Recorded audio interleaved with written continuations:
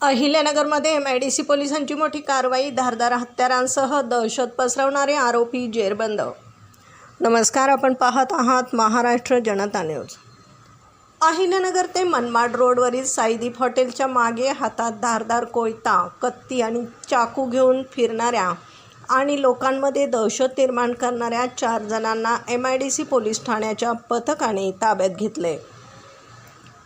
पोलिसांच्या पथकाने 22 वर्षीय संस्कार प्रकाश येवलेकर आणि ईश्वर गणेश नवसुपे या 2 तरुणांसह 2 विधी संघर्षित बालकांना ताब्यात घेतले।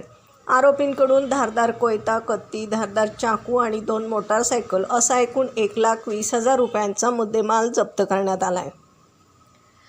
MIDC पोलीस ठाण्यात गुन्हा दाखल करण्यात आला असून पोलीस अंमलदार गणेश चौधरी पुढील तपास करत आहेत।